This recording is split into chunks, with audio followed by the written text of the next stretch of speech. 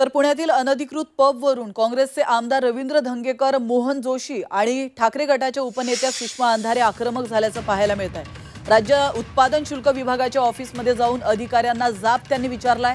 पुण्यातील पबला एक्साइज विभाग जबाबदार असल्याचा आरोप धंगेकरांनी केलाय।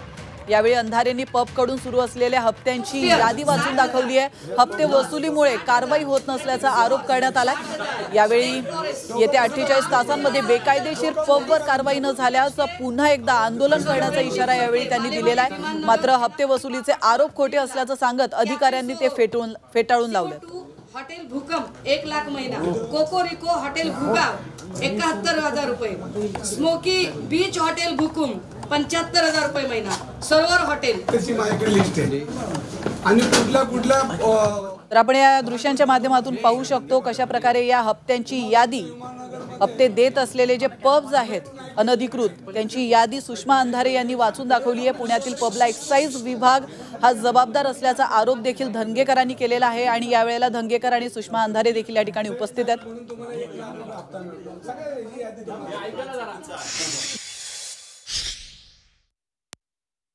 एक्साइजच्या श्री राजपूत यांना भेटलो।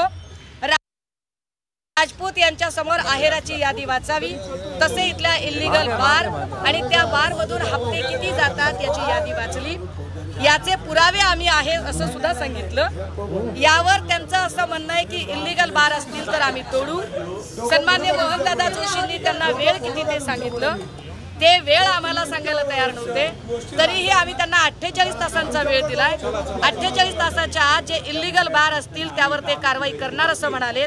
जर ते कारवाई करणार नसतील तर मी आणि रवी भाऊ, जर हे सरकार बुलडोझरवाल्यांचं आहे, इथे तिथे बुलडोझर जर तुम्ही लावत असाल तर पुण्यातल्या इल्लीगल पब बार वरती बुलडोझर लावायला आम्ही तयार आहोत। हे जे आरोप केलेले आहेत ते पूर्णतः चुकीचे आरोप आहेत। याच्यामध्ये तरी सुद्धा एक विभागाचा प्रमुख म्हणून, जिल्हा प्रमुख म्हणून यामध्ये जर अशा पद्धतीने जर काय कुठे होत असेल किंवा काय असेल तर याबाबत चौकशी याबाबत मी करेल आणि जो कोणी दोषी असेल वगैरे याच्यामध्ये कोणी दोषी आढळून येत असेल तर त्याच्यावरती सुद्धा ऍक्शन घेतली जाईल। पब बार आणि हॉटेल मालकावरती कारवाई करण्याची दरवर्षी किंवा यापूर्वीच्या केसेस व्हायच्या त्या केसेसपेक्षा दुप्पट केसेसमध्ये वाढ झालेली आहे। गेल्या वर्षी 550 पेक्षा जास्त गुन्हे या अनुदप्तीधारकावरती करण्यात आलेले आहेत, नोंदवण्यात आलेले आहेत। त्यामध्ये 17 परवाने सुद्धा निलंबित करण्यात आले। कधी केले ते सांगतो ना मी, 17 परवाने निलंबित करण्यात आलेले आहेत।